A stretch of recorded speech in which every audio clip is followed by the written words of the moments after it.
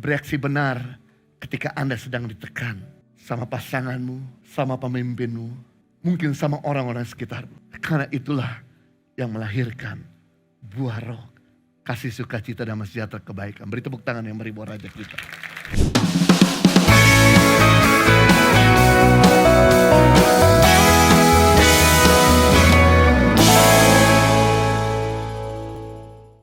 Saya ini punya benih asam urat.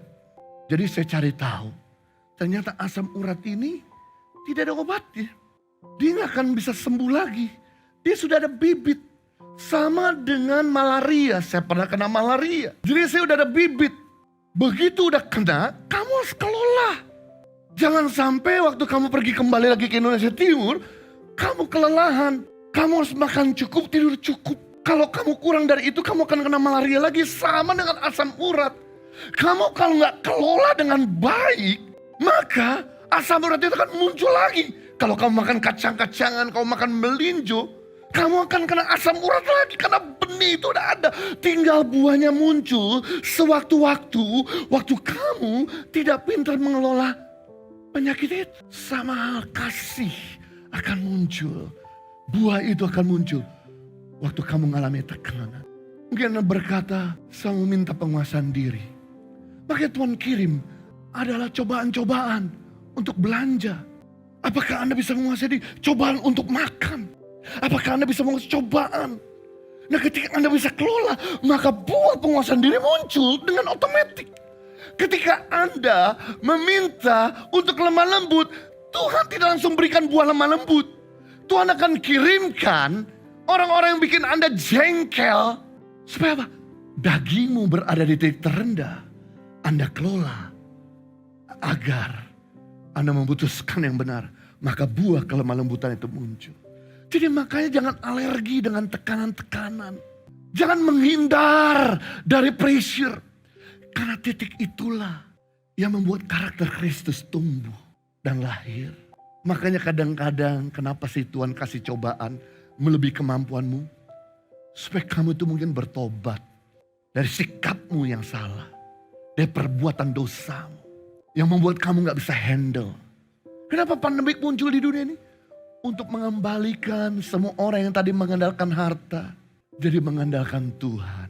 Bersyukurlah dengan proses-proses yang kita sedang hadapi. Karena 2 Korintus pasal 12 ayat 9. Rasul Paulus berkata ini. Tetapi jawab Tuhan kepadaku. Cukuplah kasih karuniaku bagi kamu. Kata Tuhan kepada Paulus. Sebab justru dalam kelemahan kuasaku menjadi sempurna bagimu. Kata Paulus, sebab itu terlebih suka aku bermegah atas kelemahanku. Supaya kuasa Kristus turun menaungi aku. Saudara tahu, Paulus itu orang yang begitu berkarisma. Dia seorang yang punya pendidikan tinggi. Dia seorang penulis yang handal. Dia seorang yang pinter. Tapi yang menarik, begitu dia hidup di dalam Roh Kudus. Kuasa Roh Kudus bekerja begitu rupa. Sehingga lewat sapu tangannya bekas keringat bisa menyembuhkan orang. Nah, cara Tuhan untuk membuat Rasul Paulus tetap humble dan rendah hati. Agar tidak jadi arogan. Yaitu sengaja mengirimkan duri dalam daging kehidupan Rasul Paulus. Yaitu siapa? Orang-orang yang menganiaya dia. Orang-orang yang membunuh dia. Merajam batu kepada dia. Dan berkali-kali dia berdoa, Tuhan singkirkan. Penganiaya-penganiaya. Tuhan tidak lakukan. Kenapa? Supaya Paulus tetap rendah hati. Supaya buah roh itu muncul dengan natural. Ini yang menarik saudara. Beda antara sukses dengan buah roh. Sukses adalah hasil prestasimu. Hasil kemampuanmu. Atau external power. Sedangkan buah adalah hasil dari kelemahanmu. Hasil dari internal transformation. Hasil di saat Anda tidak berdaya, maka buah itu muncul. Saya beri contoh. Yosua pasal 1 ayat 7 dan 8. Tuhan ngomong sama Yosua yang muda. Yang dalam keadaan ketakutan memimpin bangsa yang besar. Yang melihat prestasi pemimpin sebelumnya itu Musa yang hebat. Tapi Tuhan katakan dalam Yosua 1 ayat 7. Hanya kuatkan dan teguhkan hatimu dengan sungguh-sungguh Yosua. Bertindaklah hati-hati sesuai dengan seluruh hukum yang telah diperintahkan kepadamu oleh hambaku Musa. Janganlah menyimpang ke kanan atau ke kiri supaya engkau beruntung dan kemanapun kau pergi. Jangan engkau lupa memperkatakan kitab Taurat ini, tetapi renungkanlah itu siang dan malam, supaya engkau bertindak hati-hati sesuai dengan segala yang tertulis di dalamnya. Sebab dengan demikian perjalananmu akan berhasil dan engkau akan beruntung. Perhatikan, untuk berhasil Bapak Ibu, Anda cukup hati-hati, tidak menyimpang ke kanan ke kiri. Melakukan ini dan itu, mendengar ini dan itu. Untuk berhasil, ketika Anda mampu melakukan prestasimu, pasti Anda berhasil. Coba Anda renungkan firman. Coba Anda lakukan firman. Coba Anda hati-hati dan bijaksana. Tidak menyimpang ke kanan ke kiri. Pasti dijamin berhasil. Tapi waktu Anda berhasil, Anda gak langsung punya buah roh. Berhasil itu bicara soal prestasi Anda, external power Anda. Tapi untuk menghasilkan buah roh, Anda perlu yang namanya pressure. Tekanan.